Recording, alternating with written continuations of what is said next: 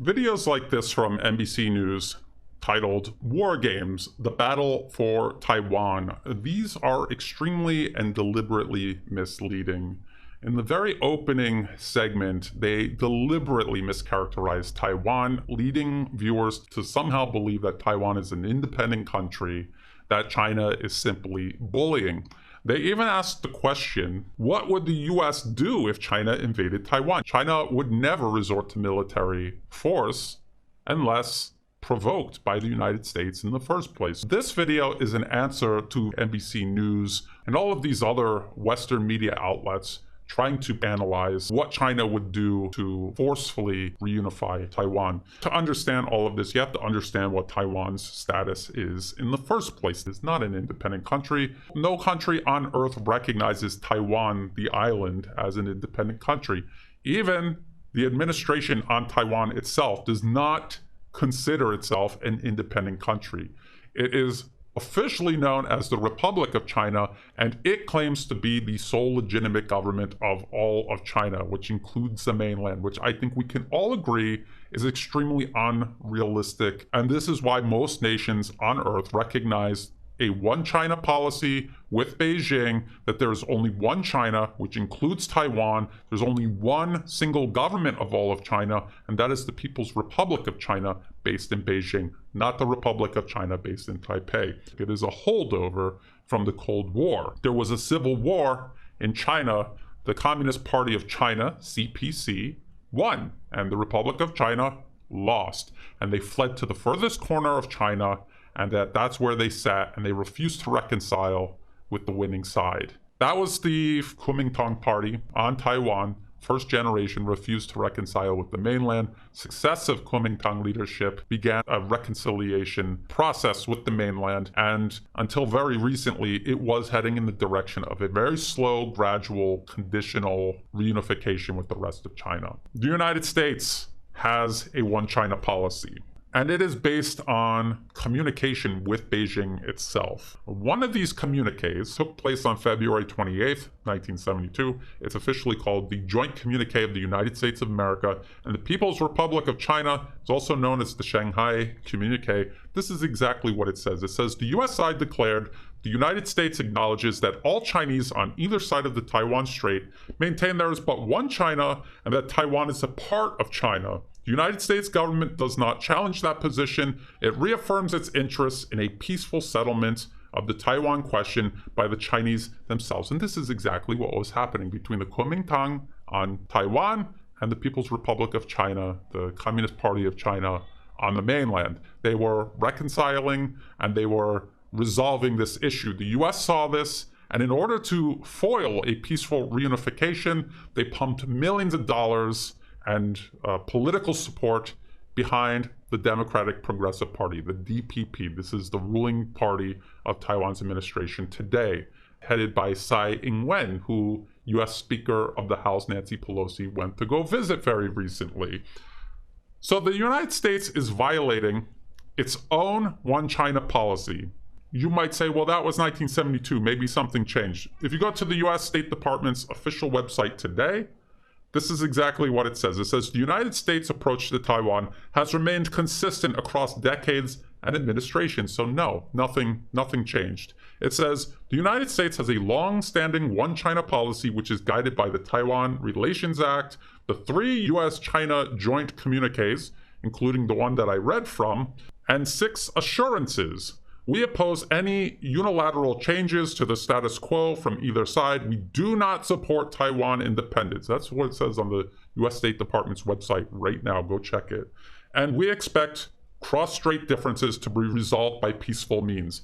Yet when the Kuomintang in Taiwan and the Communist Party of China on the mainland began doing this, the US derailed it by pumping money and support behind the DPP to deliberately derail peaceful reunification and the peaceful resolving of this issue. It is the United States undermining its own bilateral agreement it made with Beijing, violating international law regarding sovereignty, political independence, and territorial integrity, and undermining Chinese sovereignty over Taiwan. That was what the whole trip of US Speaker of the House Nancy Pelosi to Taiwan without China's authorization. It's about undermining all of these agreements and obligations the US has, both with China and under international law.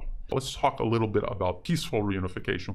Economically, Taiwan's economy is tied very closely to the mainland. Almost 50% of their exports go to the mainland. That is a very significant amount. And the United States, Japan, Singapore, South Korea combined only amounts to 28%, all taken together. And it would be through additional economic opportunities for businesses and investors on Taiwan and vice versa on the mainland between each other. That is how Taiwan would eventually be integrated.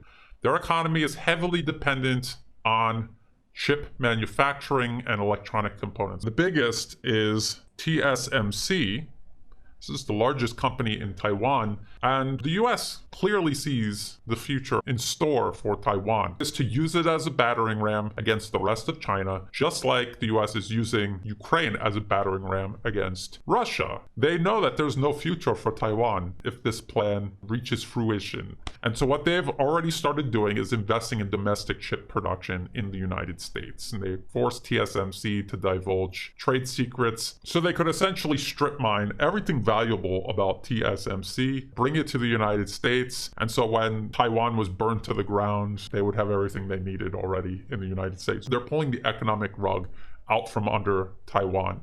Who is going to step in and help Taiwan? Who is going to be able to offer alternatives, economic alternatives for Taiwan? The rest of China, of course. And so if the US just took its hands off of this whole process, that is exactly how Taiwan would reunify with China. It would be peaceful and it would be best for everyone on both sides of the strait. But that's not what the United States wants. No. They want to put a political party into power that is going to pursue separatism, whether overtly or covertly, and they want to stir up as much trouble as possible. And they will destroy Taiwan in the process, just like they're destroying Ukraine. So if peaceful reunification is not possible, and before resorting to military options, China might use some of its economic leverage over Taiwan. If they wanted to destroy the Taiwanese economy, they could just stop trading with Taiwan and the economy would collapse. And the DPP in power would be out of power most likely, and someone more reasonable would hopefully take their place. Why would China choose the military option? If there's this economic option they can use to put pressure on the DPP, probably get them out of power, why would they resort to military means? Well, look at this article from Military Review. This is put out by the U.S. Army University Press, and it's titled Deterring the Dragon, Returning U.S. Forces to Taiwan. Because yes, at one point, the U.S. had thousands of troops in Taiwan. It was part of U.S. containment policy against China. When the U.S. recognized the One China policy, they also recognized Beijing's sovereignty over Taiwan, and thus they could no longer keep troops there. This is a 2020 article put out by the US military saying, let's send troops back. The article says the United States needs to recognize that its conventional deterrence against the People's Liberation Army action to reunify Taiwan may not continue to hold without a change in force posture. Deterrence should always be prioritized over open conflict between peer or near peer states because of the exorbitant cost of a war between them. If the United States wants to maintain credible conventional deterrence against a PLA attack on Taiwan, it needs to consider basing troops in Taiwan. And the article complains about how the U.S. military has been kicked out of Southeast Asia. The Philippines refuses to host U.S. troops. Elsewhere across U.S. policy papers and the Western media, they complain that Southeast Asian countries are doing too much business with China. They refuse to host U.S. missiles. The U.S. wants to point at China, essentially point at the biggest trade partner of Southeast Asia. What's left for the U.S.? The U.S., by the way, is on the other side of the planet. It has to cross the entire Pacific Ocean just to get involved with Taiwan in the first place. They're considering the fact that China has considerable military means to prevent the US from getting involved in Taiwan in the first place, unless they're already based in Taiwan. and this is because of China's unique military capabilities. The article continues, ground forces based in Taiwan would not only be important for repelling a PLA invasion, but more importantly, they would act like what RAND, they're talking about the RAND Corporation, calls a tripwire, that is, smaller numbers of ground forces stationed to ensure that US forces quickly become directly involved in a potential adversary invasion. In other words, using them as a pretext to start a much wider war. So again, I hope you can see who's at the root of this problem. It is not China. And this is what the article says in conclusion. The United States needs to consider basing ground forces in Taiwan if it is committed to defending Taiwanese sovereignty, although the US doesn't recognize Taiwanese sovereignty. The regional balance of power in East Asia continues to tilt away from the United States and Taiwan toward mainland China. China is actually located in East Asia. The United States is not. So why should the balance of power in East Asia tilt toward a nation that's not even located in the region? Again, ask yourself that. It also says, without US forces in Taiwan, it is increasingly likely that China will attempt to integrate Taiwan into its republic by force. US deterrence will continue to erode, paradoxically increasing the risk of conflict. I don't think so. Again, these people writing these type of papers are starting at a flawed premise that the US can or should prevent China's rise. It cannot and it should not, but if you are starting at a flawed premise, everything from that flawed premise is going to be flawed in turn. If this sounds like a crazy idea, how about finding out that the US already actually does have troops on Taiwan? This is a Voice of America article. US nearly doubled military personnel stationed in Taiwan this year. And the article says, the United States has doubled its unofficial military presence in Taiwan over the past year in what specialists describe as the latest signal to China that Taiwan's future remains a priority. While the United States has not disclosed what the military personnel are doing, at the very least, it is sending a strong signal to China. Considering that China faces the de facto annexation of Taiwan by the United States in this bizarre double game that they're playing where they recognize the one China policy, but they do whatever they want within territory they recognize as Chinese. This game where they're going to continue increasing the US troop presence, hoping to deter China from acting on Taiwan, knowing that if the US wasn't involved at all, the cross-strait issue would be resolved peacefully. As tensions continue to grow between Washington and Beijing over Taiwan, it's important to keep in mind the much wider propaganda campaign all of this is taking place within. The United States, as a matter of habit, makes up lies and stories about all of its adversaries. We remember weapons of mass destruction used as a pretext to invade Iraq. We remember the US making up similar stories to justify its intervention in Libya, its invasion and illegal occupation of Syria, the continued aggression and sanctions against nations like Iran. It is doing a similar process to Russia over Ukraine, and it has been doing this on a massive scale against China. One of the most recent and largest propaganda campaigns the US has waged against China has been about this so-called Uyghur genocide. The Uyghurs are an ethnic minority in China's western region of Xinjiang. Years ago, the Western media was more than happy to report about the horrific terrorism taking place there. They almost delighted in the fact that Beijing seemed unable to control the chaos. There's articles like this from the BBC. Why is there tensions between China and the Uyghurs? This is from 2014, and there is an extensive list of terrorist attacks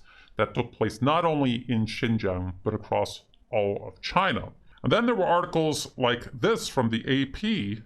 Uyghurs fighting in Syria take aim at China. So these Uyghur extremists traveled as far as Syria with their violence. And the article says, since 2013, thousands of Uyghurs, a Turkic-speaking Muslim minority from Western China, have traveled to Syria to train with the Uyghur militant group Turkestan Islamic Party and fight alongside al-Qaeda, playing key roles in several battles. So, according to the Western media, China had a very serious terrorist problem in Xinjiang with Uyghur extremists. They didn't just kill Chinese police and soldiers, they didn't just kill Han Chinese, they also killed other Uyghur Chinese. So it was a huge problem.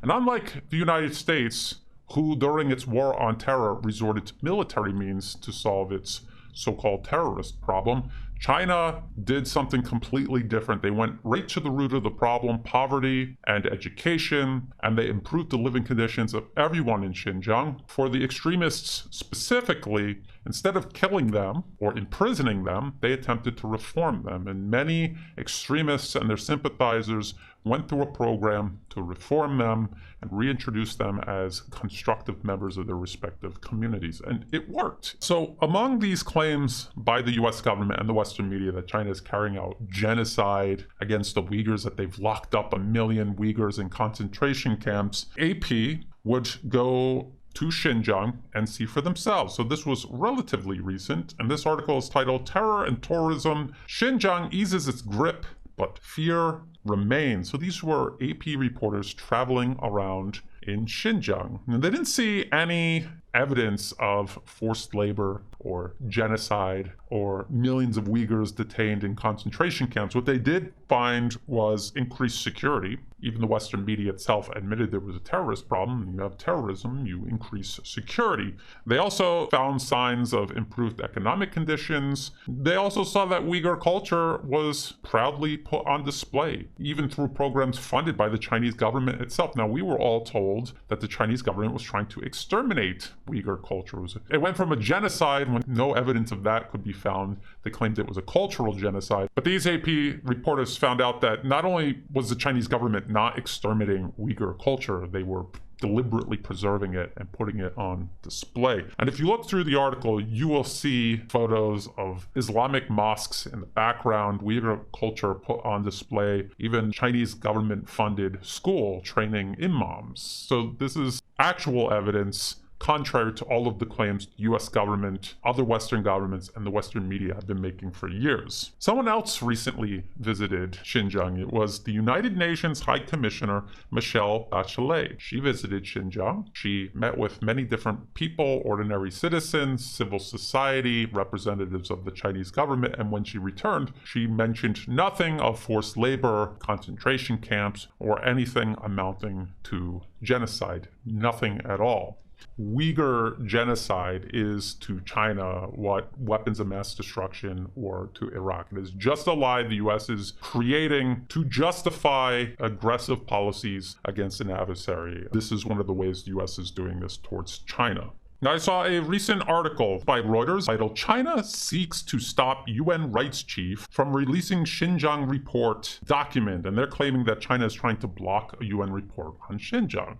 And if you were following the UN High Commissioner for Human Rights' trip to Xinjiang, and then you read the story, you might believe that this was the report the High Commissioner was going to release upon returning from Xinjiang, but it is not. The Reuters article even says, buried way down in the body of the article, the report is set to address China's treatment of its Uyghur minority. A team of rights experts began gathering evidence for it more than 3 years ago, but its release has been delayed for months for unclear reasons. Well, these rights experts are actually from the same circle of groups that have been helping buttress US claims of Uyghur genocide for years. They're often funded by the US government themselves, and if you read through their reports as I have, you will find that it's all based on hearsay. There is no evidence at all presented. A lot of these organizations are funded by the United States National Endowment for Democracy. The NED funds these organizations like the World Uyghur Congress, Uyghur Human Rights Project, Campaign for Uyghurs, and many more. And so these are experts linked to these groups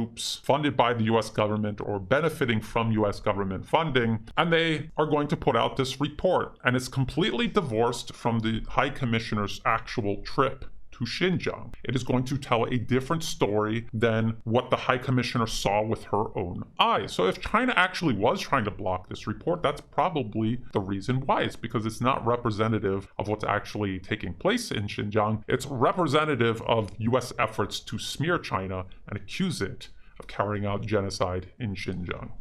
Nothing in the report will be based on actual evidence taken from Xinjiang. These organizations the US funds are based in Washington, D.C., or in various European capitals. None of them are actually based in Xinjiang, China. It's a lot easier to convince people that China is evil and the aggressor. And one last thing, I just want to make this point. If you understand that the US government, other Western governments, and the Western media in general lie about everything, if you understand that they're lying to you about Russia and the situation in Ukraine, if you understand that they're lying to you about US foreign policy in the Middle East, but then you find yourself repeating things that the White House or the State Department or Fox, CNN, and MSNBC are saying about China, you might be falling for their lies. You might just be doing that. And you have to stop and ask yourself, what is the actual evidence of this?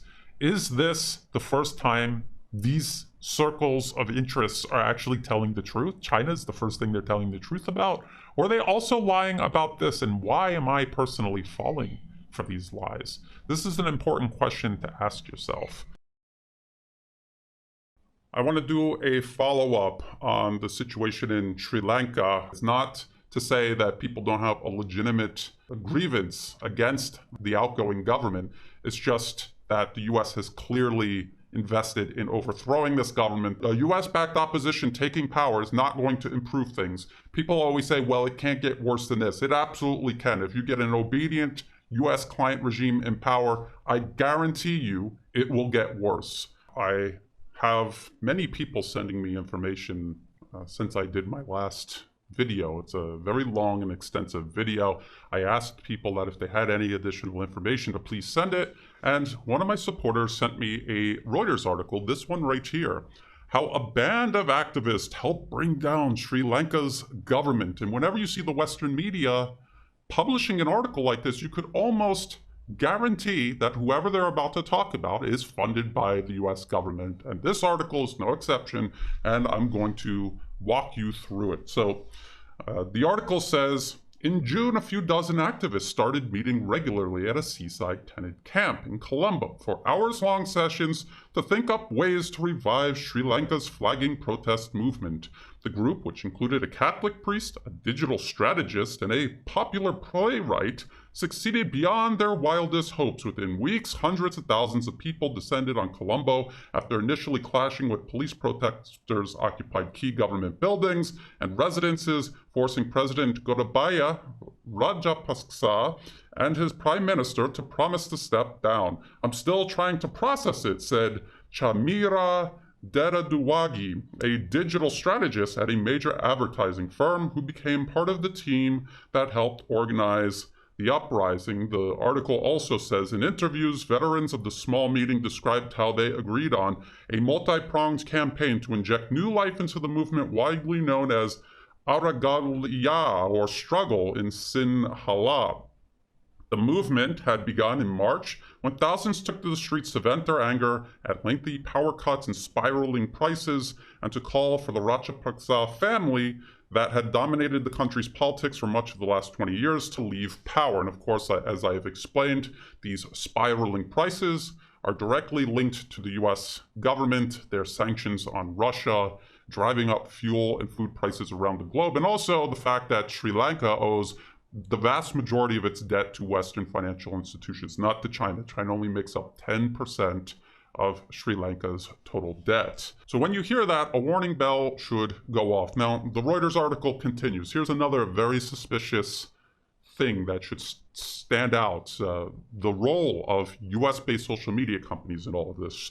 Sri Lanka has around 5 million households and 8 million active Facebook accounts, making online outreach an extremely effective way to reach demonstrators, said Dedawagi, that digital strategist. And we're gonna go look into his background here in just a moment.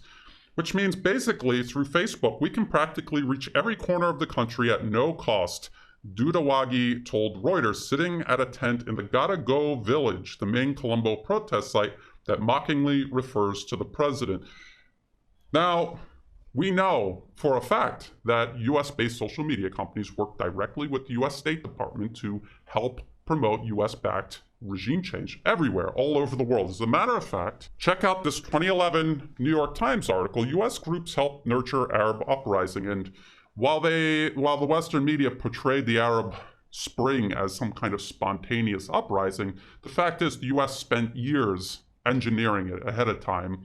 And this New York Times article admits it. So it says, some Egyptian youth leaders attended a 2008 technology meeting in New York, where they were taught to use social networking and mobile technologies to promote democracy. Among those sponsoring the meeting were Facebook, Google, MTV, Columbia Law School, and the US State Department.